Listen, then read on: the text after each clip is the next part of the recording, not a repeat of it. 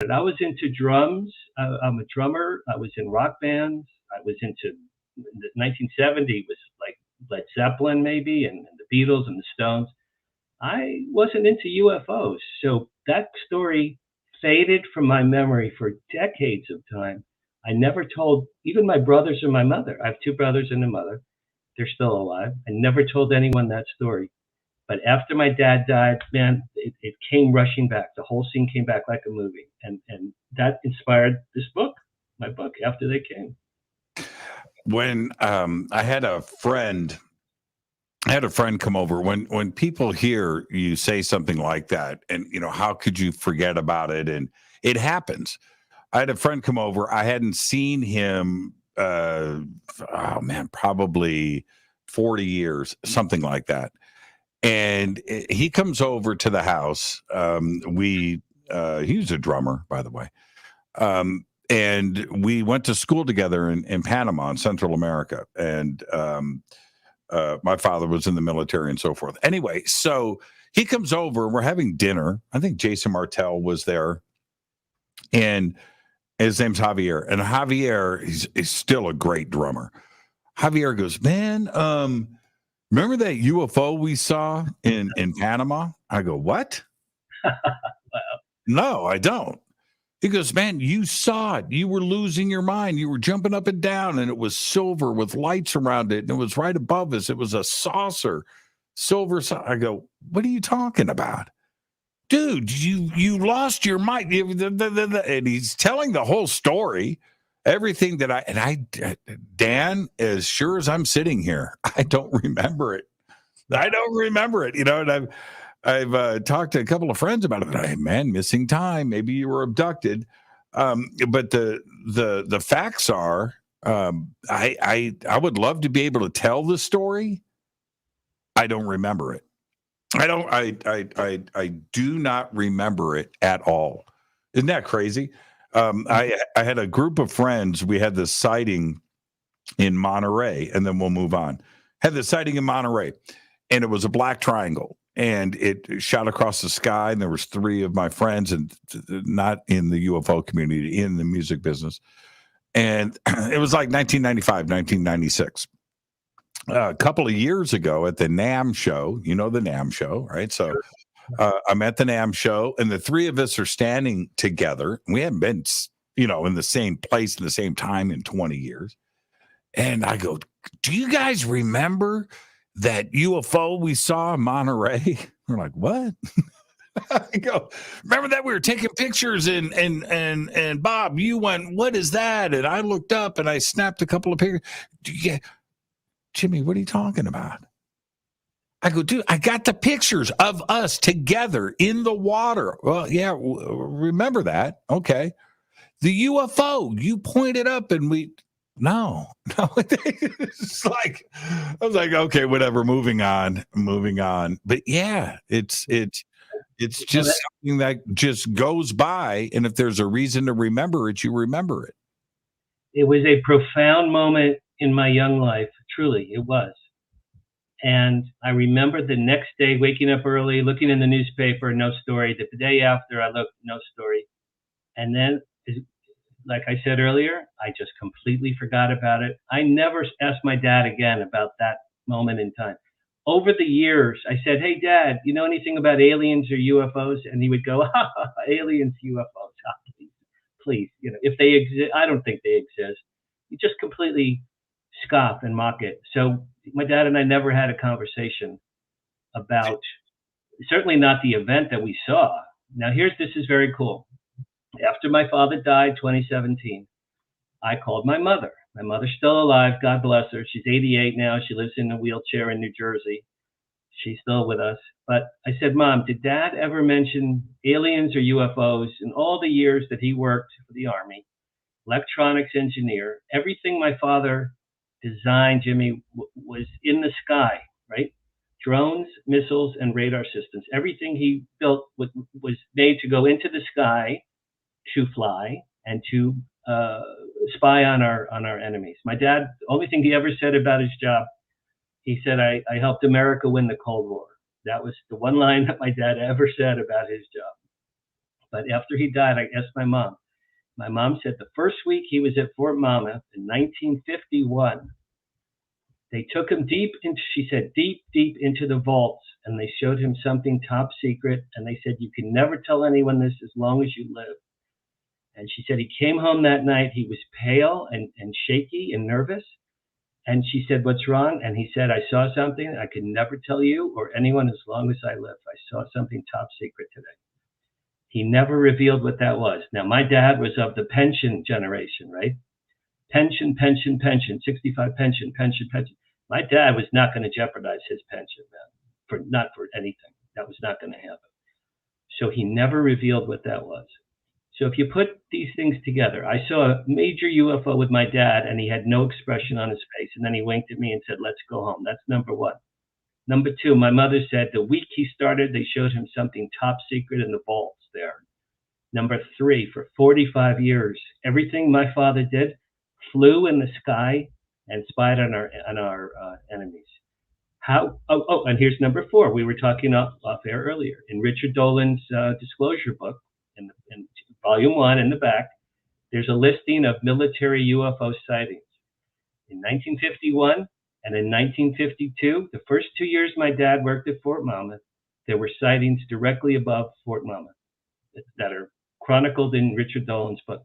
Add all those things together. How could my father not have known about UFOs? It's highly unlikely. It's highly improbable. And when he saw the V with me, he looked at it like he had seen it before. I swear to God, like he knew what it was and he'd seen it before. The fact that I forgot about it for 37 years, that's just unbelievable. Was it, could it have been a flying wing? I mean, describe the craft to me. Jimmy, it was a huge letter V like Victor. It was a full-on V, silver V. It had a light on each of the three tips, and it just hovered over our car unbelievably slowly, maybe 200-300 feet in the air like this. It's just like seeing a dinosaur walk down Wilshire Boulevard, like a brontosaurus. I mean, it's just something completely incongruous to real life. And I'm jumping up and down, screaming to my dad. Now, if my dad didn't know what it was, he would have said, wow, right? Wouldn't he have hugged me and said, look at this, look what we're seeing. This is remarkable. Let's tell everybody. It was like, la da da da da, hoo hoo hoo. I should have used more silver paint on that in the back there. That's what my dad looked like. He was looking at his car driving down the street. Now, my mother told me, this is interesting. The other day, my mother told me, my dad used to go to White Sands Proving Grounds in New Mexico many times to watch things fly and test things in the sky. And he also went to Edwards Air Force Base, Vandenberg, and Fort Bliss in Texas over the years. So whatever my dad was doing, he wasn't just sitting and doodling at his desk. He was designing things, and then he traveled and he saw them being flown in the sky. So yeah, the idea of a private corporation or the military, the Department of Defense, backwards engineering an alien craft is something that has been discussed, for many years.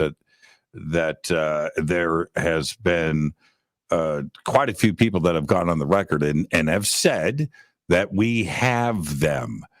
And if we do, apparently, they're right down the street from my house. They're at Lockheed here in Palmdale, at Skunk Works or Edwards or Area 51 or at other locations around the country. And I think that where there's smoke, there's fire, Dan. This has been mentioned over and over again.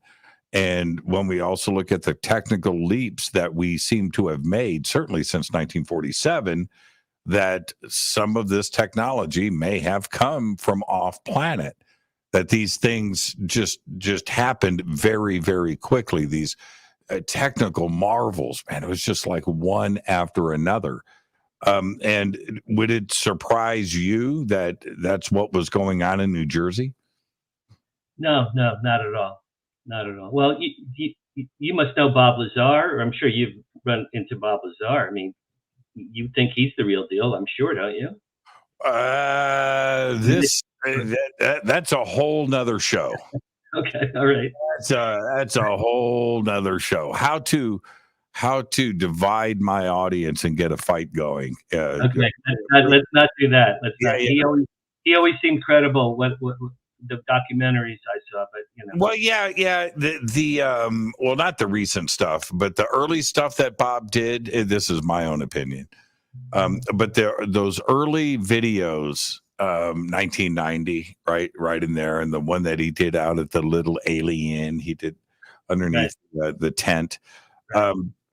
Those videos I watched hundreds of times over the years. I would watch them back to back all day long, and studying his speech, what he was talking about, the technical side of things, his demeanor, and trying to have him trip himself up. So I didn't have to believe him, but he never did to me in those early videos. He never really tripped himself up. He was always so well spoken, and I was a supporter for 3 decades for sure.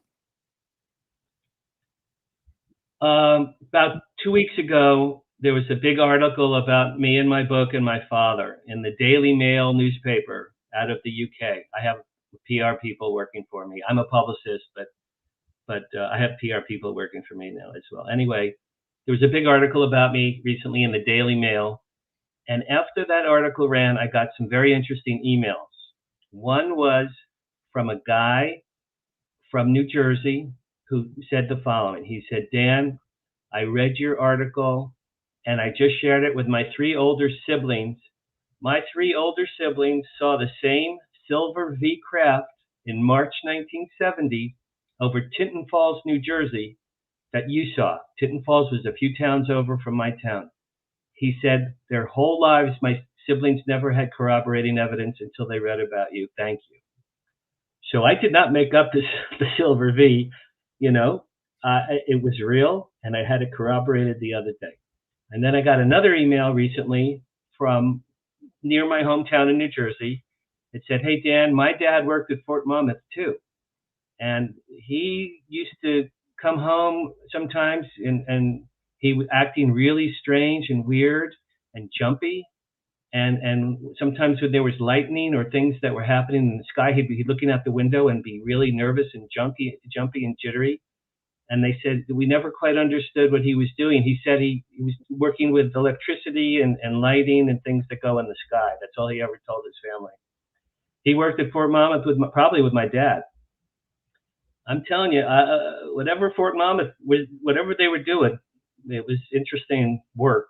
And again, 1951, that's only 4 years after Roswell. My dad started his job 4 years after Roswell. When you say V, it wasn't an airfoil, right? It wasn't a flying wing. It was literally like 60 degrees. Let's see if I can get it on camera. It was a V. Yeah. With the apex. Okay, so the apex of the V was near me, and the wings were behind. So the apex coming near me.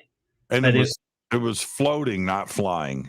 If you know what I mean. It was suspended in the air. It was moving too slow to be flying. I would say it was hovering. Yeah, hovering. It was hovering. Yeah. And how wide? I know you were 10 years old, but how wide do you think it was? I would say it was the size of maybe if each wing was like maybe a school bus. If each wing was a school bus, I would say it was that big. Yeah, very interesting. And no reaction from your dad. Do you think that he didn't have a reaction because maybe it was something that he worked on? That's Jimmy. That's really what I'm thinking. You know, and again, after he died and I was at a deli waiting for my sandwich and I got downloaded that whole scene, it played in my head like a movie. And I swear to you, when I played it in my head, first time and since it had happened, I'm like, my dad looked at it. I saw his face. He looked at it like you and I would look at anything, that we'd look at a tree in the forest. No expression, not happy, not sad, not angry, not scared, no expression at all. But then when he winked at me, Jimmy, he winked at me and said, "Come," I'm go, "Dad, Dad, Dad." He winked, "Come on, kid, let's go home." Right? What's the history of the base itself? Boy, I don't know. It's been long closed. It's been long closed. I really don't know. That's a great question. I think, believe it or not, Amazon I think Amazon is going to turn Fort Monmouth into an Amazon super plant or something. I think that's, or Netflix. One of those two giants is going to turn it. Like, that's a great question. I love that question. Well, if he was there for over 40 years, you certainly went on the base a lot, didn't you? You lived off base, I get that, but you went on the base, didn't you? In my entire life, I was on the base once. I think I was 5 for a parade. I remember I was in my dad's office once ever. It was 5 or 6, and there was a marching band in a parade. And later, as a teenager, when he let me borrow his car, I would drop him off or pick him up at the front gate. There was a military guard at the gate. A couple times at the gate.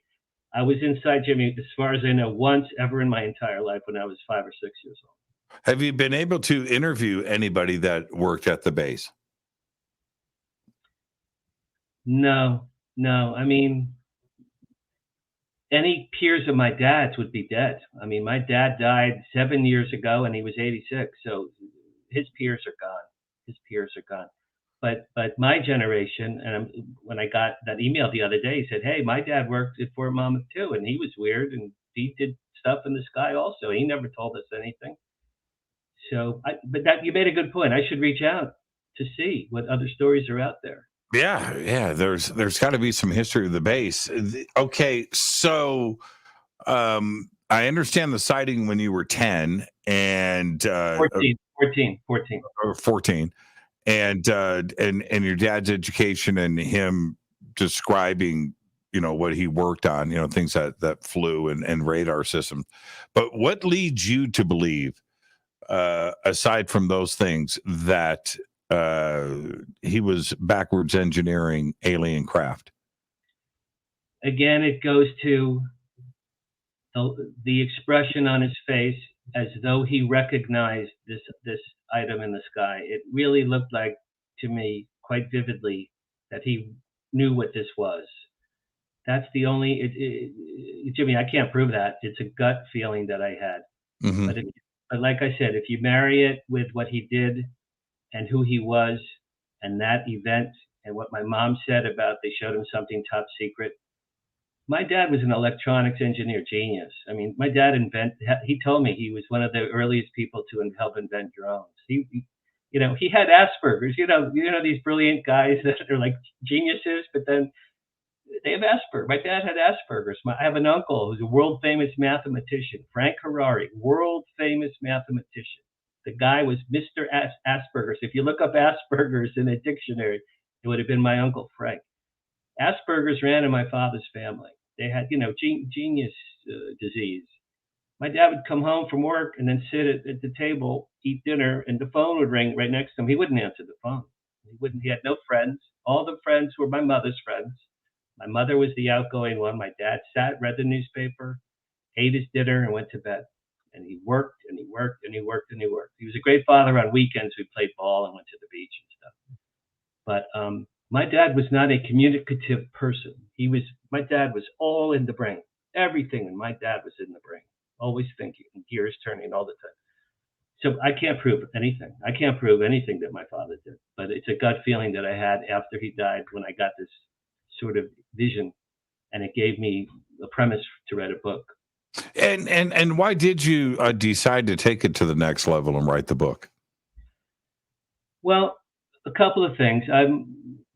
I'm a writer. I'm an author. I did write a book that came out last summer, and that's called Flirting with Fame. It's about the history of my career with celebrities and as a publicist, and that did fairly well. I got a lot of media for that book, Flirting with Fame. That was a memoir about my career. After my dad died, I was sad. I was thinking, I really miss this guy, and maybe I should write something, to honor his memory. And then I ordered a sandwich. There was a paper placemat at this restaurant, and I asked the waiter for a pen. And I'm just started to doodle on the paper placemat. And I doodled and I put, what if a man finds out that his late father worked on UFOs and knew aliens? Like that was the premise for this book. And then I wrote the letters ATC, all capital, ATC. I didn't even know what it was at the time.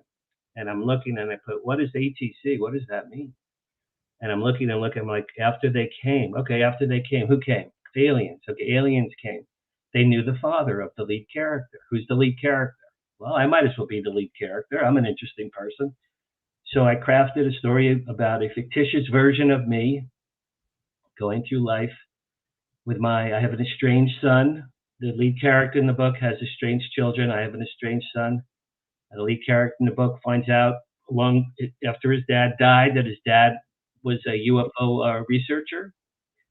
And the big picture for me on the book was to have benevolent aliens come to Earth to help mankind and help cure our problems. You know, most stories and certainly most movies, aliens come to, kill us or eat us.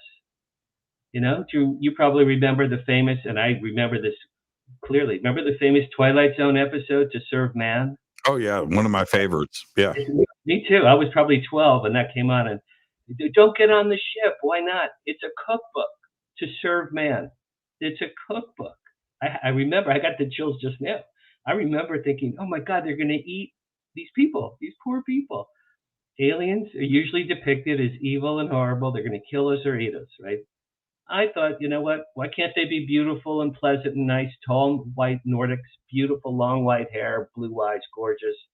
In the movie version of my book, there's a male character. He would be Brad Pitt with long hair, and the female character would be Blake Lively with long white hair. Right. And the lead character, me, the schmucky lead character, in the first chapter of the book, it's his 70th birthday. He's miserable. He's depressed. His business failed. His children are estranged. He hasn't gotten lucky on a date in years. His first wife, he killed her in a car accident. He hates everything. He just wants to be dead. He wants to be dead on his birthday. That's his goal in life. He drives down to Malibu with a bottle of vodka and a ton of sleeping pills. He goes to the beach, he drinks vodka, takes these pills, he swims out to sea naked, and he's drowning. That's the first chapter. This man is drowning, and he couldn't be happier. Couldn't be happier. And as he's drowning, an enormous UFO comes out of the Malibu, the Pacific Ocean, right above him. Enormous, beautiful UFO, and beams him on board and saves his life. And then the craft slowly hovers over all of Los Angeles. So slowly, and it's so obviously otherworldly that the police and the ambulances and the fire trucks and military and media and everyone, all the vehicles are following this craft. And it slowly goes all the way over to Dodger Stadium. In my book, it goes to Dodger Stadium. Where else would it go? Dodger Stadium, the door opens, the beautiful male and female alien come down, float down with the long white hair. They're 7 feet tall. And then the schmucky guy that they just saved, he's naked and he's like flapping around like a fish, and he's spinning around like a watch in a jewelry store window, slowly rotating. And they're people of Earth.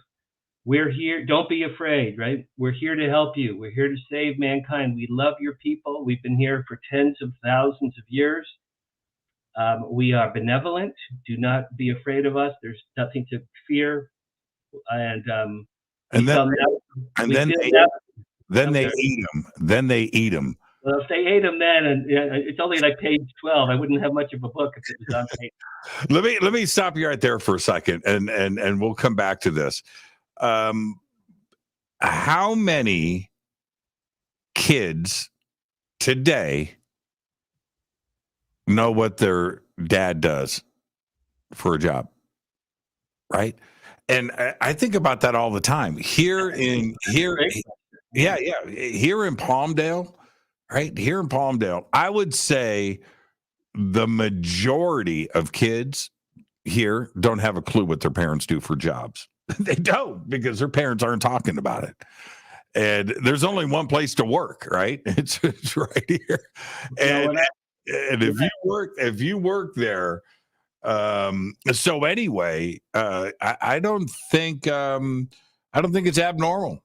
You know, if you if you have a job with a security clearance, you're not talking about what you're doing. You're telling a fictitious story about what you did at the office that day. Every single day, you're making it up.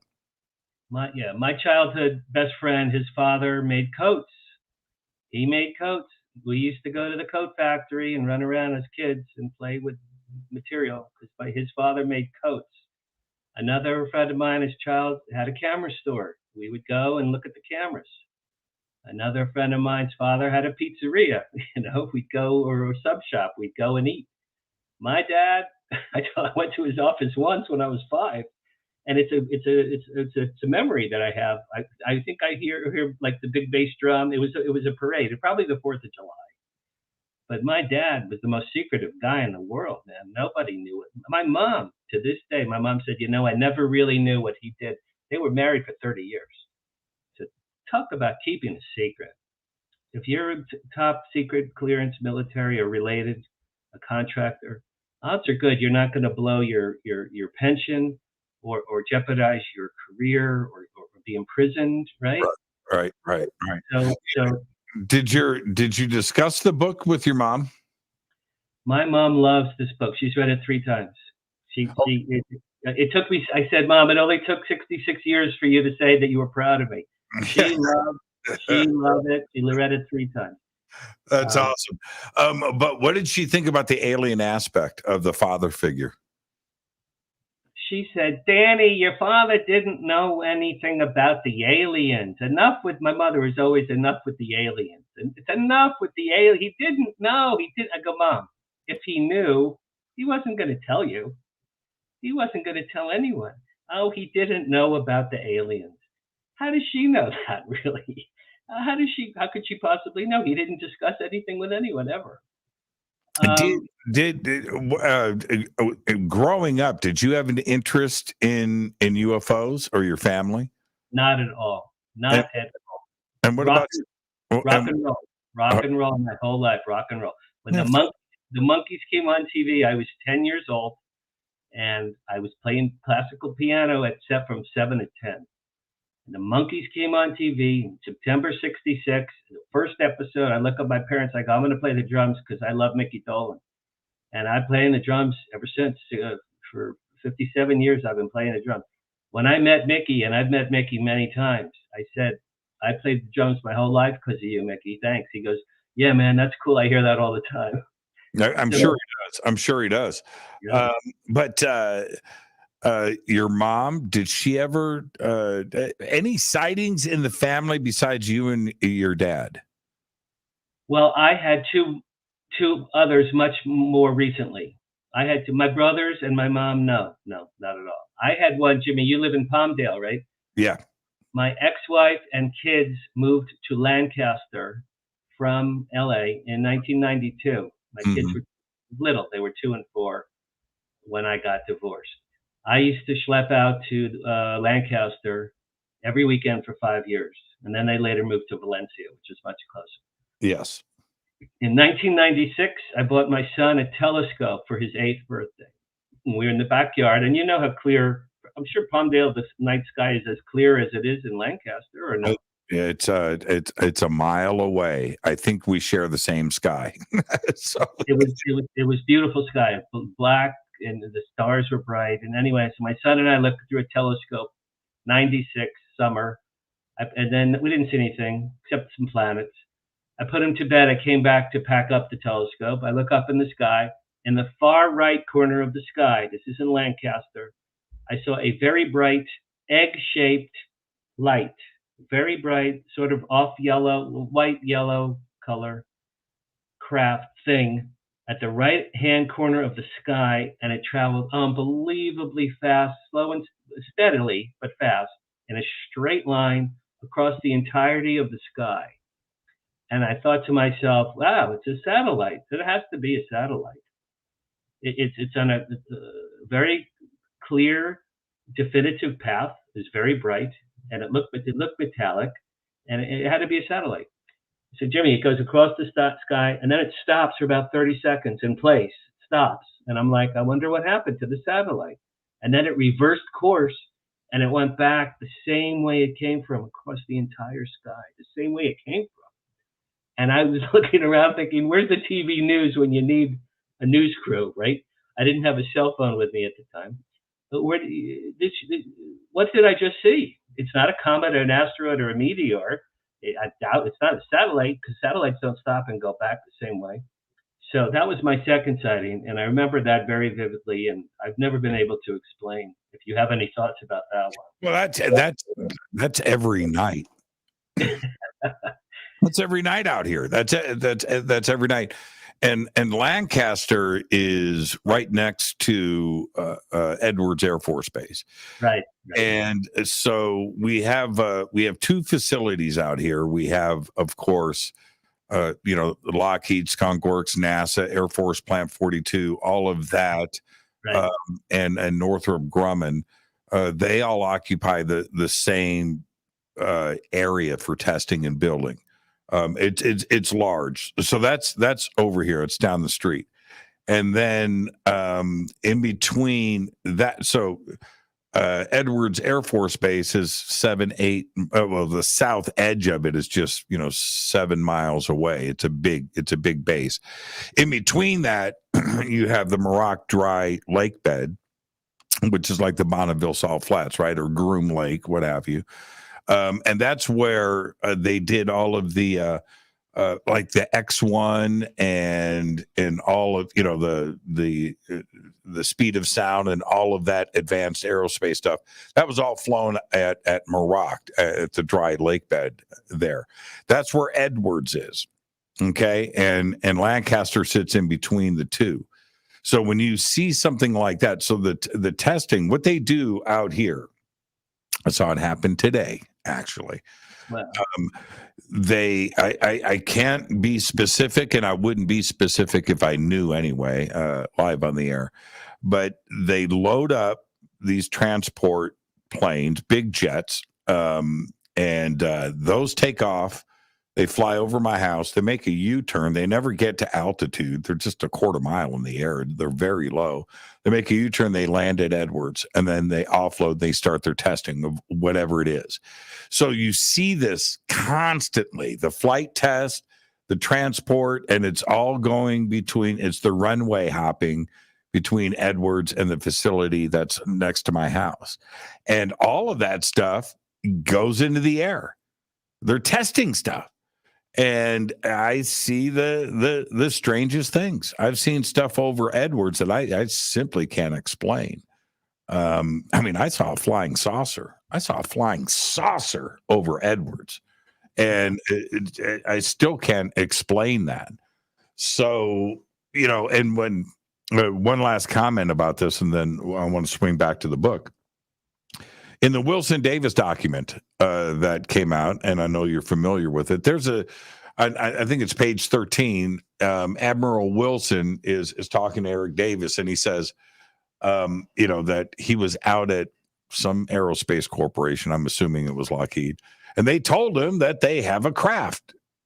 Yeah, but they can't get it to fly. They think it can fly.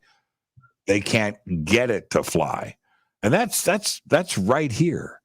So yeah, I think it's going on, and Southern California is a big spot for it. Area 51 certainly is a place for it, but I think that there's multiple places all around the country, including Wright-Patterson, where they would take these things apart and try to figure out how they work.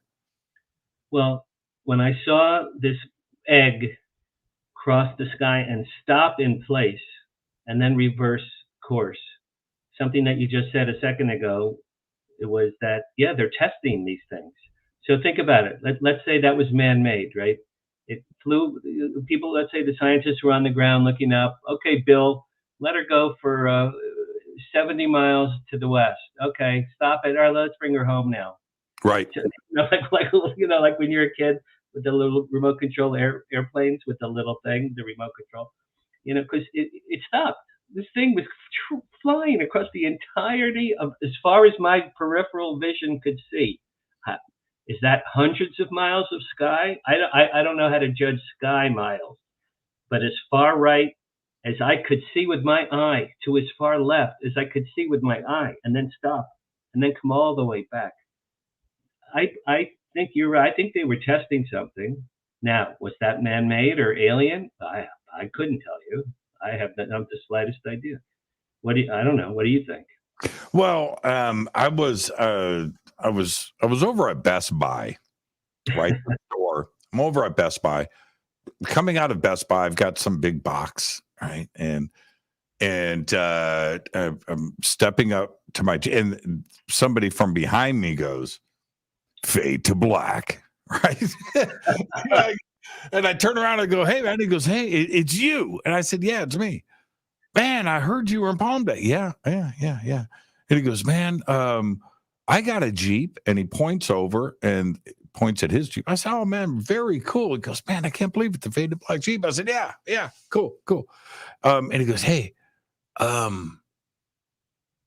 we used to have flying octagons here." I said, "What?" And he goes, "In the 90s, we would, every single day, they would test fly these black octagons."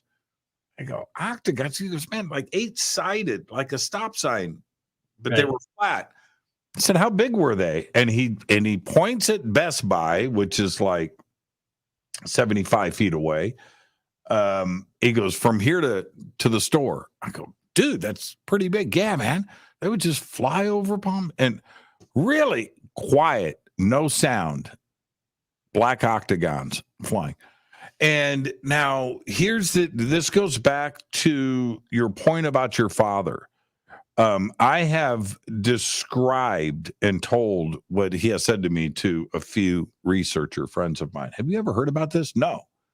Very interesting, right? Yes. Now, he said, this guy at Best Buy, he said that they would be in school on the playground and everybody would just sit there and watch them.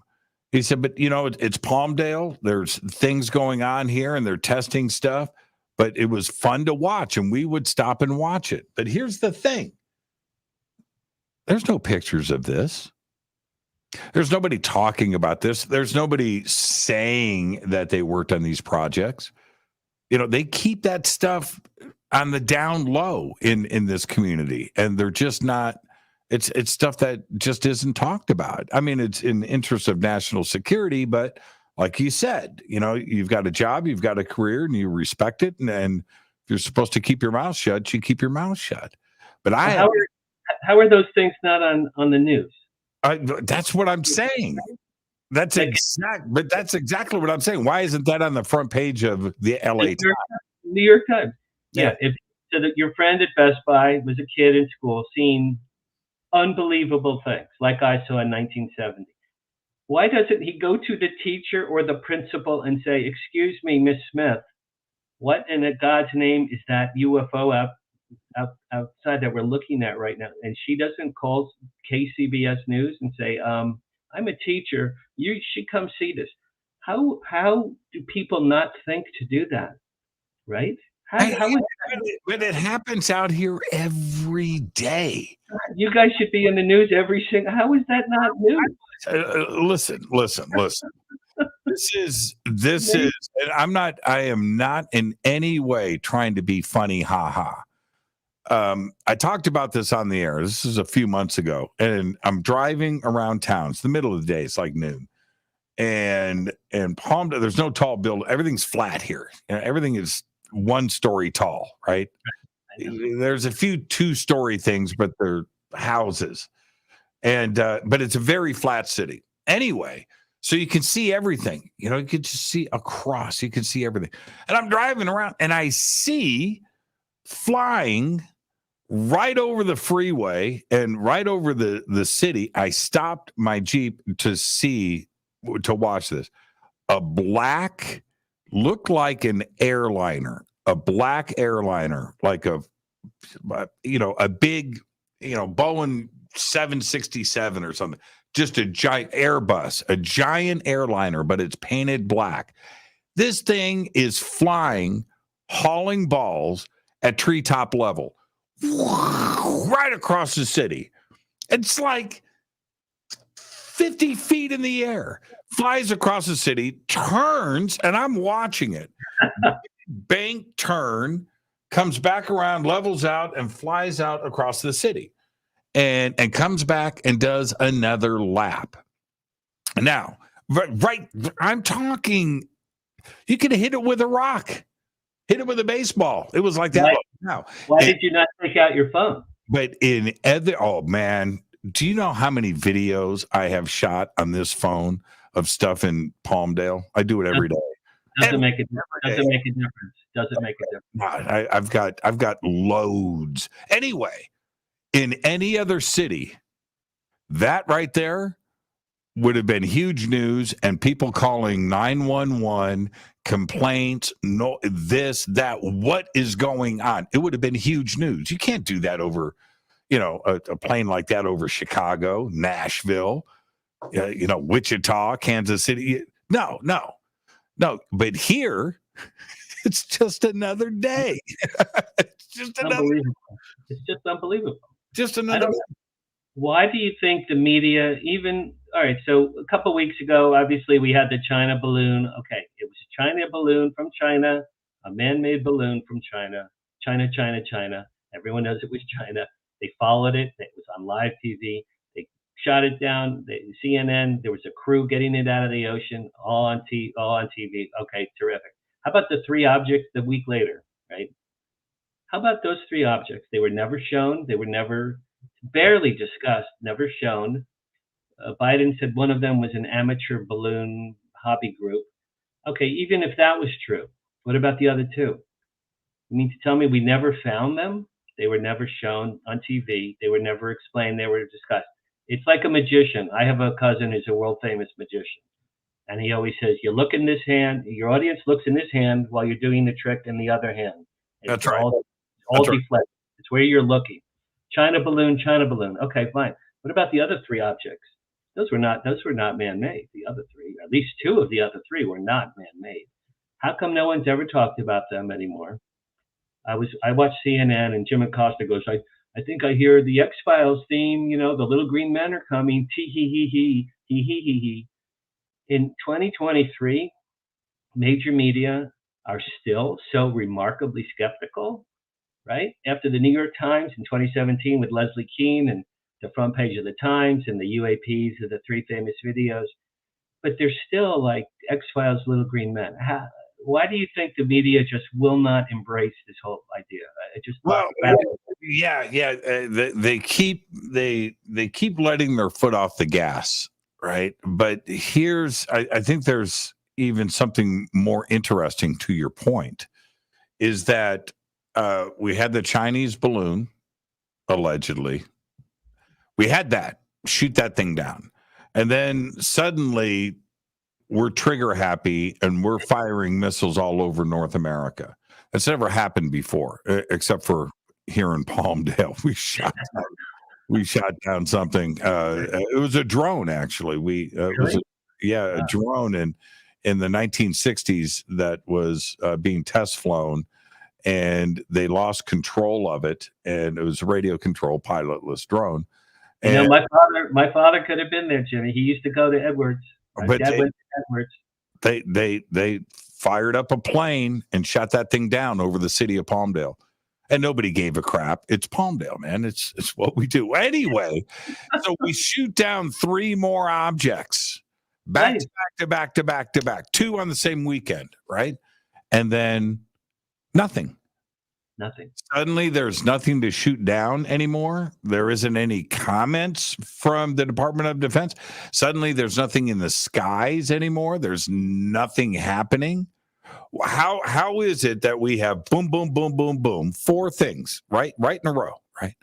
And now tra la la, nothing. Now that's the question we need to be asking. Is there nothing in the skies now, or you're not talking about it? The only reason why we know that they shot anything down, well, we got the one on the East Coast, the Chinese balloon. We got that on video because it happened next to a beach city, and there were people out there, and they knew the balloon was there, and everybody was watching it. The other three objects, we know nothing about them. Right. We know nothing. We would have never known about them if the government hadn't said anything. We certainly wouldn't have known that missiles were used to shoot them down, and F-22s or F-18s or whatever they were, what aircraft. And the only reason we know anything is because the government said so. And so now they are not saying anything. So if they're not saying anything because there's nothing in the sky and there's nothing happening. They're not saying anything because they don't want to talk about it. But there's no way that you're going to have, that many incidents, missiles fired over North America, and then suddenly nothing. Nothing. It just completely stopped. So I think that's the bigger question. I remember when Biden went on TV and said, we shot down the China balloon, blah, blah, blah, blah. And then the other three, he said, one of them was a hobby balloon from some hobby group. I think it was Montana or something. And that's it. But China, Russia, China, Russia. Deflection, it's all magic trick. It's all deflection. Even if one of the three over Canada, Alaska was a balloon, even if it was. Okay, that still leaves two. They never showed them on TV. They never showed us the remnants. Biden, no one's ever said a word. The media just, China balloon. Yeah, the China balloon. There were four. I mean, each of the four items should have been of equal weight. The China balloon got all the attention, and the other three were like the orphan redheaded freckled stepchildren. No one ever asked about them anymore. Yeah, that's true. And here's the other part. They were imaged. They have gun camera footage. That there is video, high res. And if they were just hobbyist balloons, show us. Right, of course. I mean, who gives a crap? If it was a balloon, weather balloon, hobbyist balloon, Mylar party balloon from somebody's bar mitzvah. Right, anything. Show us. What's the harm in that? I just don't get it. Well, we have sensitive camera. It's a balloon. If it's really what you say it is, show us the footage. And then here's the other interesting part. Dangerous enough to shoot out of the sky with a missile. But right. A hobby balloon. We're going to shoot out of the sky with a hobbyist balloon.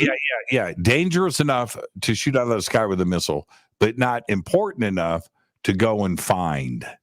And then, Jimmy, the other deflection was, the Yukon and Alaska and Lake Huron, the rugged terrain, we're never going to find them. That was the other deflection.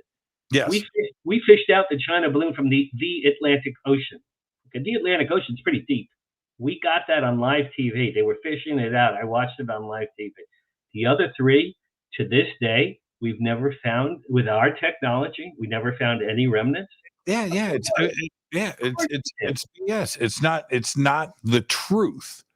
And we have gotten to, I mean, I don't want to get on a soapbox, and I definitely never, ever discuss politics on this show. But I'll say this. We've gotten really used to and really complacent with accepting lies. We don't challenge anything anymore.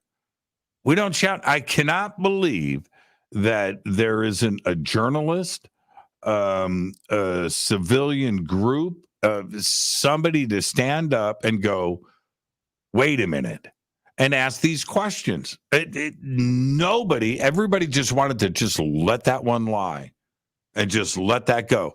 I was hosting a conference here in LA that weekend, and one incident happened on Friday and one was on Sunday, right? I'm speaking. Okay, Dan, I'm speaking. Right? And somebody in the audience, stands up and goes, "Hey man, we just shot down another UFO." Shot down another UFO. I go, when? 1 minute ago, right? That was on Friday. And like, holy crap. And then turns around, on Sunday, again, I'm speaking. It's my luncheon. And as I'm talking to everybody, got a microphone and having fun. I think it was Caroline Corey, actually. You know Caroline. I think it was Caroline. Caroline stands up. We shot down another one. I was like, what's happening? Is there a fleet?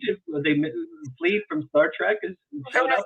So it was big enough news for the media, and covering this and missiles over North America, and nobody followed up. Everybody just accepted the explanation for all of this. I don't get it, man. I don't get it. I don't. They clumped the other three into, well, China just spied on us. So these other things, we're not quite sure what they are, but China, Russia, China, Russia, China, Russia, China, Russia.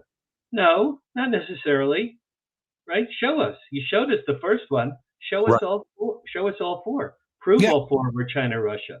And no one, CNN, New York, nobody, no major press kept going, Mr. President, what happened with the other three? What happened? We got to see what. Nobody pressed him.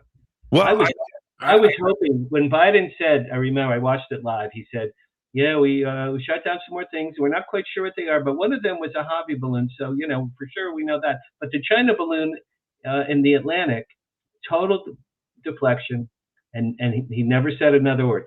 Now, does Biden know? Does our military and whoever runs the UFO program for our military, did they tell Biden?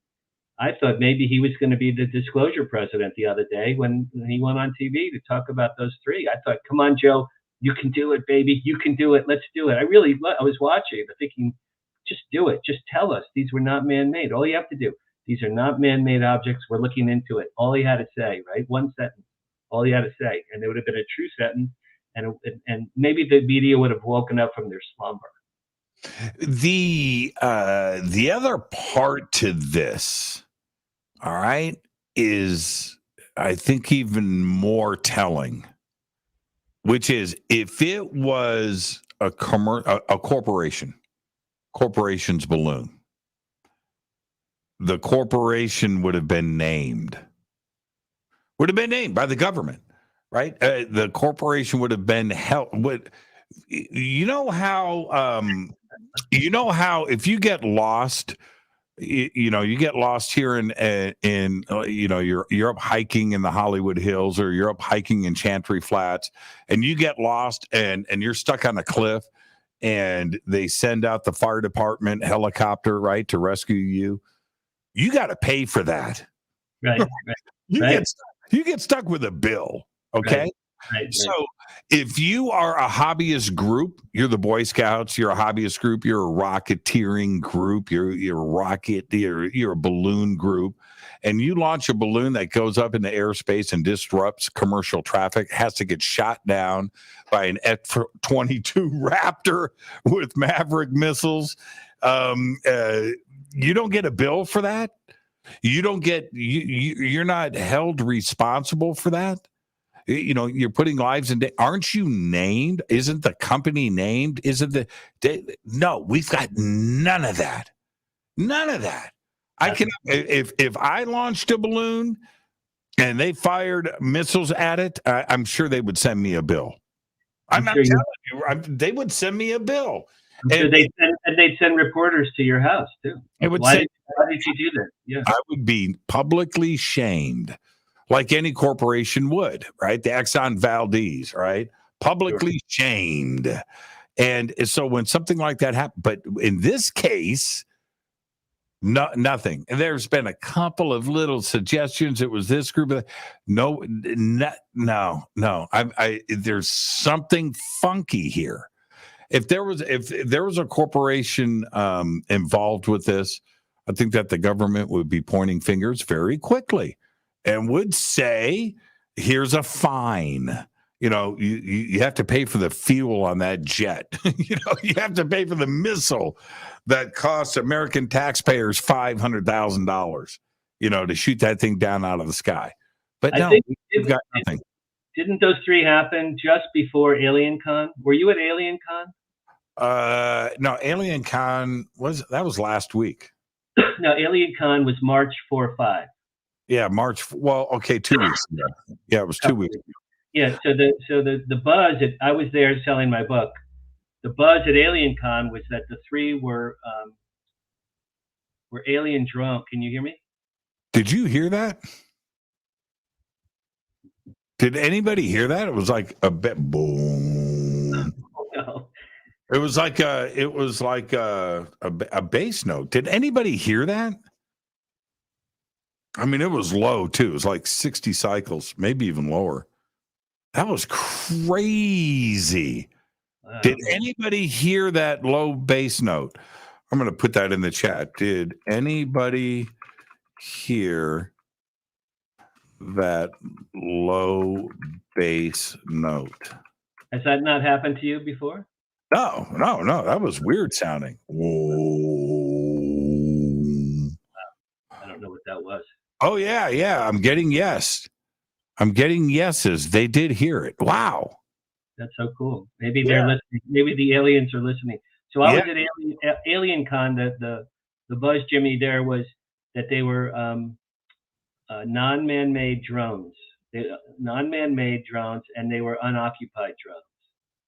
That seemed to be the buzz going around at that show. Yeah, it's Alien Con. I love Giorgio and the crew over there, but everybody that weekend is wearing their tinfoil hats, and they want me too. I want nothing more than the truth to come out. I know we're being visited. I've seen too many crazy things that I can't explain. Not all of it is, ET. It might be ET derived. Not all of it is ET, but the government knows more than they are saying. We got to take a quick break, Dan. Stay right there. This is Fade to Black.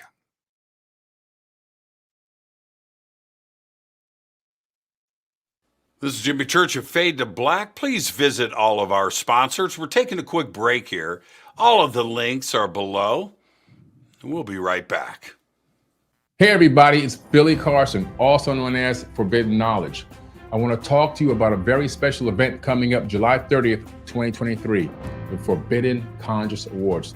We're going to honor people who have been contributing to the conscious community for decades. People that you know and love that have helped you get to higher levels of thought and consciousness and awareness. It's going to be a live in-person event, but seats are going to sell out very fast. You want to make sure you're there in person, and guess what? You can help vote for the winners. Voting is available on forbiddenknowledge.com, and the categories are going to be social media influencer, podcast/radio host, TV host, actor, director, producer, entrepreneurs, health and wellness, philanthropists, authors, field researchers, archaeologists, space anomaly hunters, and of course, a Lifetime Achievement Award. I'll be your keynote speaker that night at the Forbidden Conscious Awards. We have celebrity guests performing. We'll have a halftime show where we're actually going to perform music for you. And don't forget about the pre-event mixer, where if you buy a box seat, you'll be in the VIP section, and you also have private access to a VIP mixer with celebrity guests, shake hands, break bread, network, and then walk the red carpet with us and take amazing photos. It's going to be a night to remember. You don't want to forget this. Make sure you hurry up and get your tickets because they're selling out very fast.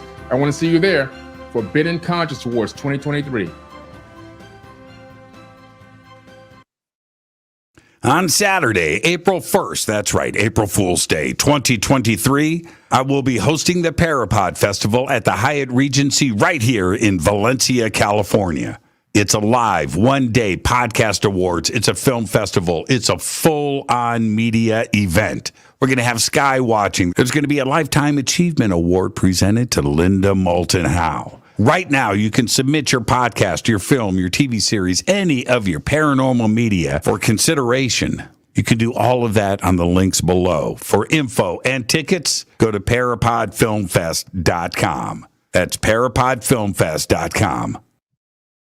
April 7th through the 14th, 2023, I'll be hosting and presenting on the Hidden Secrets Seminar at Sea Cruise. From Los Angeles to the Mexican Riviera on the Navigator of the Seas. That's right, up top, a giant water slide. You've got to check out the Navigator of the Seas. It's amazing. We've got Scott Walter, Adam Apollo, Nick Pope, Brad Olson, Vivian Chauvet, Jason Shirka, Robert Grant, Ruben Langdon, and another 12 amazing speakers and presenters. It's all simple to do. Just visit divinetravels.com/Hidden Secrets 2023. You know you want to go on a cruise with me. River Moon Coffee, makers of the Fade to Black blend. Truly the best coffee on planet Earth. Just visit rivermoonwellness.com or their Amazon store. It's all simple to do. You can check out the Fade to Black blend, the Game Changer blend, or any of their Black Moon wellness products. It's the only coffee I drink. It is the best, and it's Doc. Again, rivermoonwellness.com. That's right. River Moon Coffee. I love my coffee. Hey, Dan, are you still in Valencia? No, I never lived in Valencia. My kids and ex-wife lived there. I'm in Beverly Hills. Oh, of course you're in Beverly Hills. I'm not rich. I'm not a millionaire. Jimmy, I have to read you something. You're not going to believe this. I got an email during your break. Can I read this to you? Yeah, sure. Okay, I just got this a few minutes. Dan, I am listening to you on Jimmy Church 32823. Remarkably enough, my father, Millard Brenner, was also a radar engineer at Fort Monmouth in the 1950s. And I know what he was working on. They were building and programming the very first radar-controlled anti-aircraft missile battery in the world with Nike Ajax missiles to destroy the Soviet backfire bombers that were flying over the North Pole to nuke us. Apparently, my father was not under any security restraints to tell me that much about his project. I also remember going to the 4th of July as a child to see a performance by the military and marching band. Is this unbelievable? It's a small world. It's a small world. Yeah, I wouldn't want to paint it. Right. That's Stephen. Stephen Wright. Stephen Wright. Yeah. Our fathers also had one of the Nikes, which I believe were liquid fueled, explode around 1957, killing a soldier. Since these were potentially nuclear warhead missiles, there was a lot of buzz about that in the press, but apparently the Nike didn't have a nuke on it, so there was no radiation. His father, had a number of UFO books on his shelf, besides the ones he had about physics and electronics and radar. He had a book by Wilhelm Reich. Do you know that name? Mm-hmm. Bizarre Orgone Energy Theories.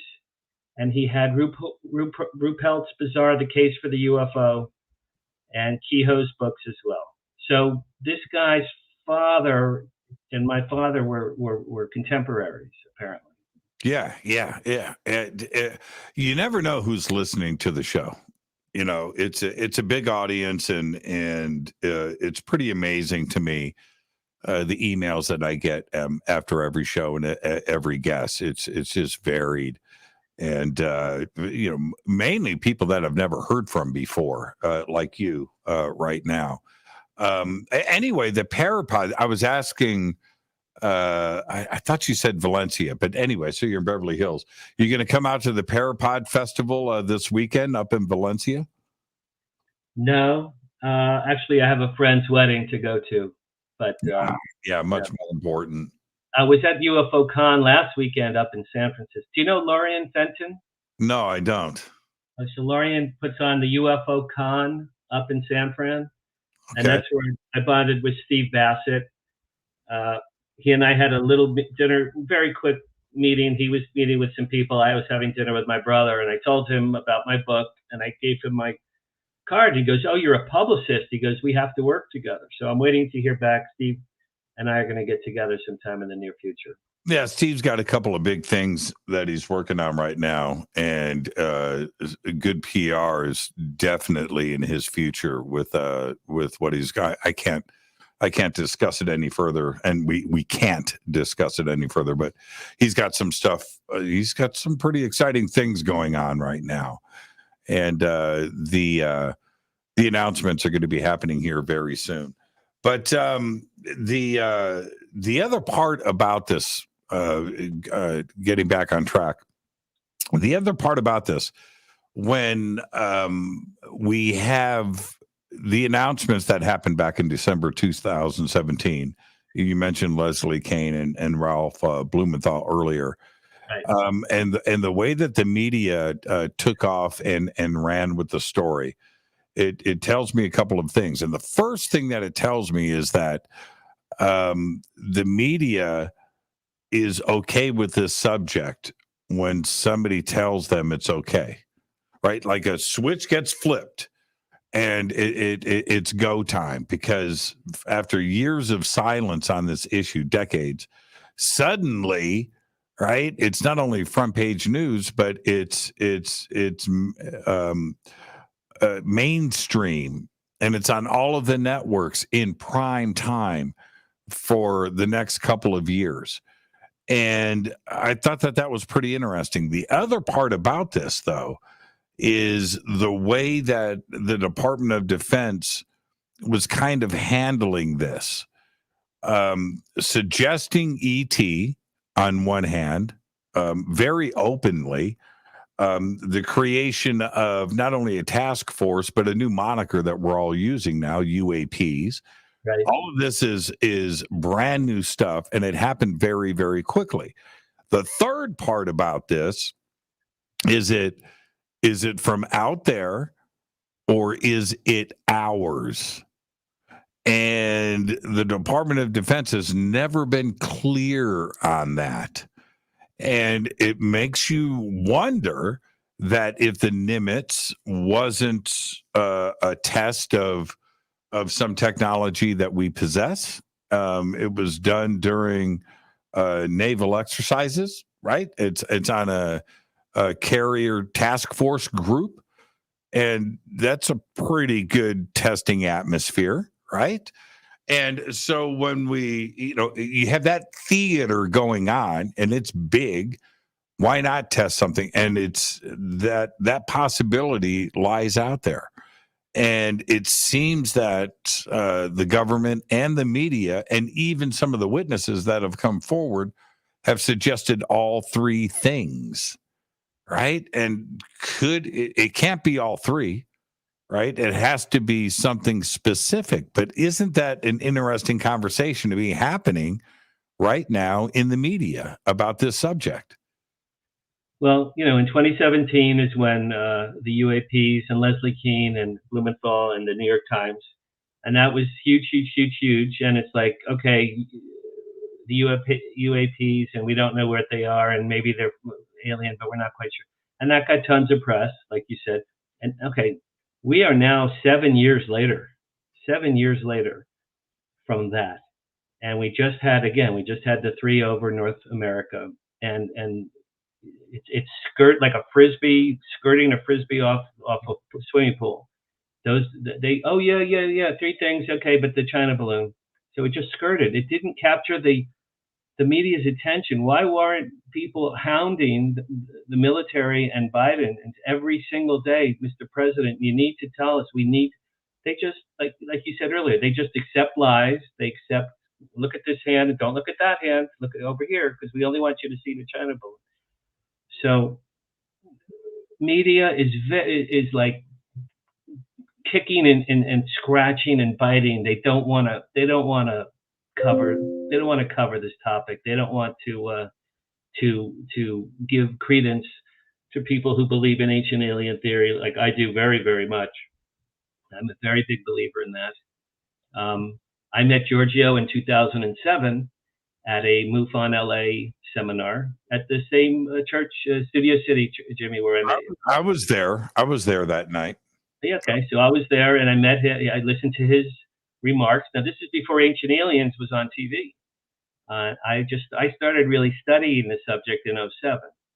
And I went and I heard him. And first time at any of these, the pyramids and cave drawings and biblical references and all of these wonderful things, alien DNA made mankind. I was sitting there like a kid in a candy store. I was enthralled. I was really, truly, I was touched. And at the end of it, I shook his hand. I go, Giorgio, I actually had a tear in my eye. I said, Giorgio, you've opened my mind and my heart to new possibilities. And thank you. And then I hugged him, and he said, thanks, man. That's cool. So since then, I've just been learning about. There's so much now. I mean, you're certainly an authority in this field, but I've been meeting Nick Pope has become kind of a buddy of mine. He gave me a wonderful quote from my book. I met him at Alien Con. I'm going to have dinner with him at Musso and Frank's in Hollywood. The next time he's in LA, he has a standing offer with me to have dinner. I've been immersing myself because of my father and this book and my interest and the timing certainly happened for me. My book came out right when the 3 UAPs over North America were out. The same week my book came out. So all of these things have clustered together for me. My passion, I'm a publicist. I know media. I've been working with media for 40 years, every day for 40 years. I want to shake them by the throat and say, what is wrong with you people? There is so much evidence here. Go listen to Eric or Giorgio or you or Nick Pope. Go watch Ancient Aliens. Just watch 5 episodes and be open-minded to the possibilities. Read Richard Dolan's books. Read Leslie Kean. Look into this topic. Oh, little green men, tee hee hee, my mother. Enough with the aliens. Enough with the people are not open-minded and open-hearted. Our parents, our parents. I'm 66. My parents, my teachers, my rabbi, my friends. We didn't discuss life in outer space. We discussed, hey, did you get the new Led Zeppelin record? Yeah, that song, Stairway to Heaven, man. Is that the greatest song you ever heard? Come on over my house. And then tomorrow we'll go to your house and listen to Dark Side of the Moon. That was my life. Those were my years. But this is I'm very passionate about this topic, and it pains me. My daughter's 33. I always say to her, I said, I hope you live long enough to see disclosure. I hope it happens in your lifetime. I don't know that it's going to happen in mine, but I hope it happens in hers. Well, I think that the media found out very quickly how much interest there is in this subject. They've been, silent on it for decades. But when they chose to cover it, they saw what the clicks were like. If Tucker Carlson is talking about UFOs on primetime or the BBC or CNN, it's because there is a huge interest in this and that the world is ready for it. So the media knows that if they cover this now, it's not a funny subject. This isn't. I think that most of the people that I don't want to say that are educated, but those that are aware know that the universe is a very, very, very, very big place. Half of this planet doesn't give a crap.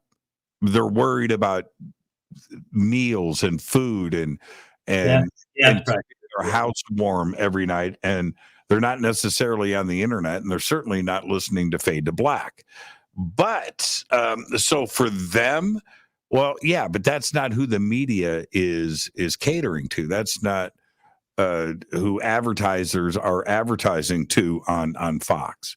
But so that part of it, the other half of the world, no, they get it. I truly do. I don't think that anybody would be surprised that ET is visiting this planet. No, I think that they understand how many galaxies are out there, how many planets are out there, and how big the universe really is. I don't think it's a big deal anymore.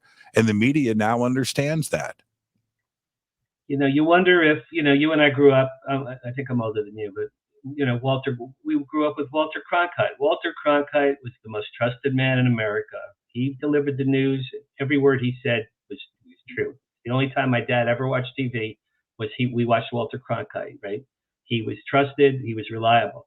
You wonder if he were alive today, would he have the balls, right? Where is a Walter Cronkite? Where is someone who had major media presence who would have the balls and say, I'm breaking through. I'm gonna be the one to say, you know, it's from my research and my investigations and my studies. I've talked to experts all over the world. I've talked to Eric and Giorgio and Jimmy and Nick Pope and William Henry and George Knapp. I've talked to these people. I've spent hours. This stuff is real, folks, right? Why can't we have even a Tucker Carlson or a Jake Tapper? Why can't we have a major one just Well, break through the clutter and it says, you know what, this stuff is real. It's coming. Disclosure's coming. This is real, you guys, and let's start to have an open dialogue. I'm still waiting for that day. Well, we did have Larry King, but the timing was wrong. Larry definitely supported it and was very curious and did a lot of really great shows covering this. But the timing was wrong. If Larry King was around today, covering it like he did in the past with, UAPs and the task force and Congress and Gillibrand and Rubio and everything that's going on, it would be a different world. But and Larry, as big as he was, Larry at one period in time, he was the biggest voice of anything in the world, right? I mean, that was a big deal, the Larry King live show, and but the timing was wrong. Right. I was going to say, I think his peak, I think, was the maybe mid '80s to maybe mid to late '90s.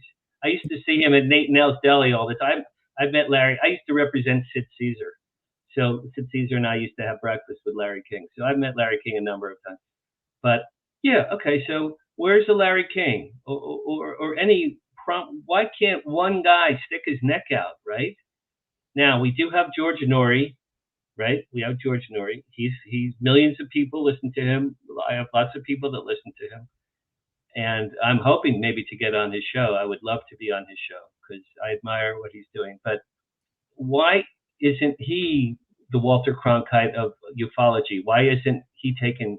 Why doesn't the New York Times report on what George is telling us every night? Right, I can't figure it out. Well, yeah, I'm the wrong guy to ask that. I know George too well, and I worked for Coast to Coast for 7 years. Right, I know that. I know. So I've got my opinions there, but here's the other thing. You have a PR firm, so if you've got your own book, but let's say you pick up somebody that is a celebrity, is an athlete, is a known person that writes a book about ET in contact, maybe an abduction experience. How does the media respond to you as you get press releases out there? Right? I mean, you're the person to ask about this. How would they respond to that? I'll pull out a name. Let's go big. Let's go big. I was going to say Will Smith, but he would slap me if let's go with Will Smith. Let's go with Will Smith. Will Smith writes a book, Alien Abduction, right? He was abducted and he writes the book. Does the PR campaign happen? Is it effective? Is it effective because he's Will Smith, or do they laugh about it? Well, because of the slap, that's a tough one. That really is a tough one. Let's go with Tom Hanks, all right? How about Tom Hanks? Tom Hanks is good. Jerry Seinfeld, right? Let's, go. People, I was abducted. I saw a UFO. Yeah, Kramer, where's my coffee? Tom Hanks would be the one. If Tom Hanks wrote a book, you know what, world, believe it or not, when I was 8, I saw something with my parents in the woods. We saw a little creature, and we saw lights in the sky, and I have a friend who was taken, and he swears, well, it would be the #1 bestseller in the world. Everyone would read it. He would be on every show. He's a voice of authority. People admire and respect him. I'll give you the perfect example. You don't hear that? That's crazy, man. Boom, boom, boom, boom, boom. Wow. Man, Maybe I have I have a special antenna.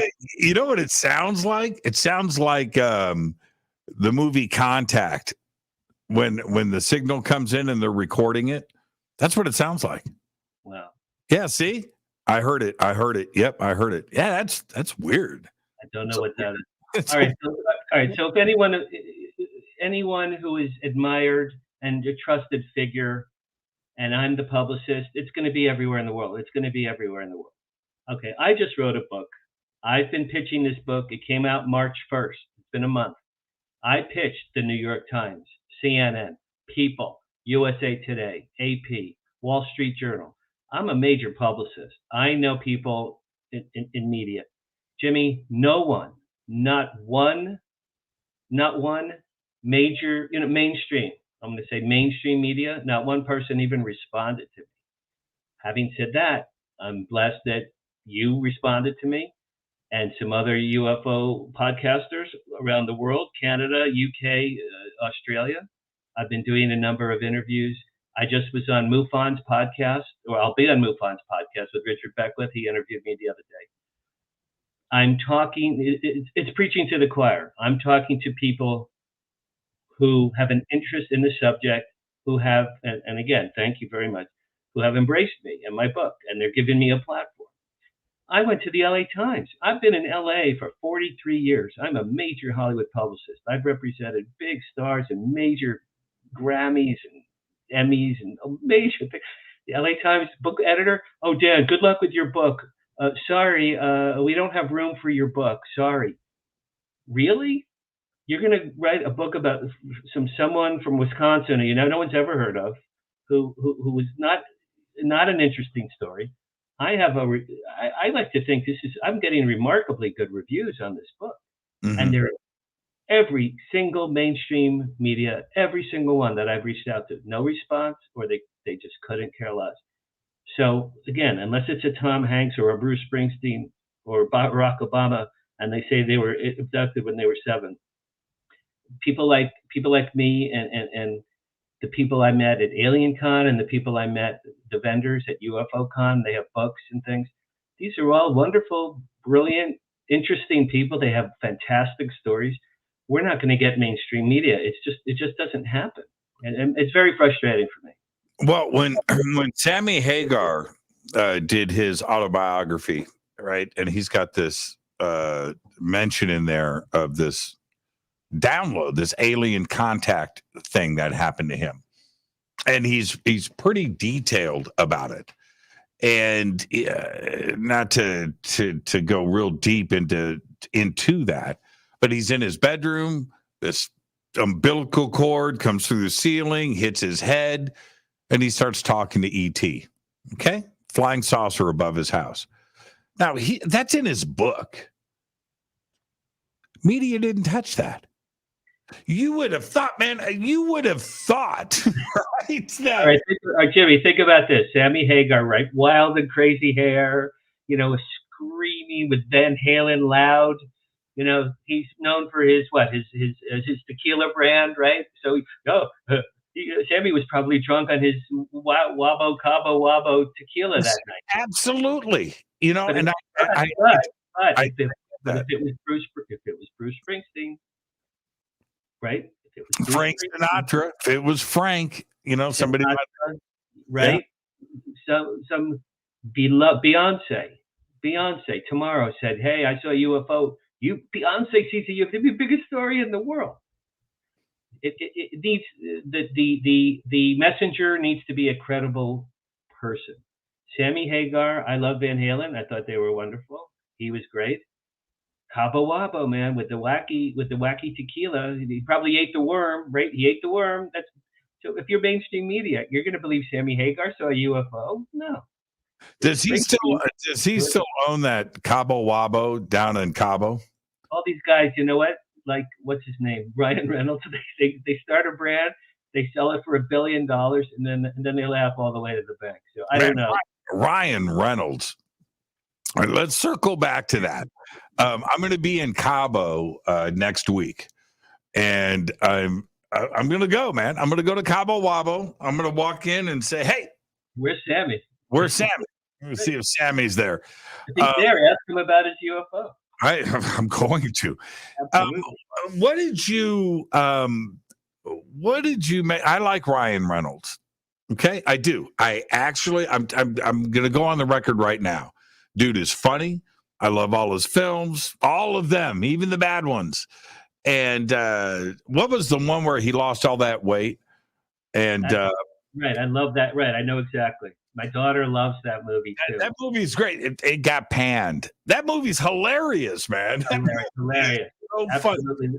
Wonderful. So I love Ryan Reynolds, but I'm wondering if acting is like a hobby now. Oh, he's a major entrepreneur. Mint Mobile, big money, man. It just got sold to what? Sprint or Verizon? One of those. T-Mobile. T-Mobile. Okay, so there's $1 billion. His vodka is $1 billion. Gin. He had a gin company. He sold that too. Yeah. Okay, not to mention that he's married to Blake Lively, maybe the prettiest girl who has ever lived on the earth in the history of mankind.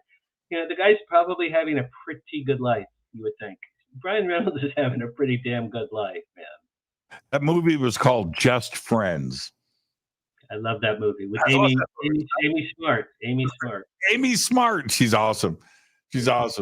When he sings in the trailer at the end, he puts the fat suit on and the makeup. Man, I love Ryan Reynolds. And I'm feeling like we're supposed to be talking about UFOs and ET, but I'll talk about Ryan Reynolds any day. You remember Van Wilder? That was very funny. That was a great movie. That was his first movie. He was funny. I thought he was the new funnier Chevy Chase on that. Yeah, he's got it, man. And he's Canadian. That's the other crazy part. So anyway, yeah, I said it. Here's the thing. With Ryan, when you do deals like this, and then you look at Hollywood, right? And dude, we're going to give you $50 million for your next picture. That's not enough. You know, you know what I mean? Because now money is at. I was with. Okay, I can't say who. I was with somebody from Silicon Valley. All right, so think on that level. Right.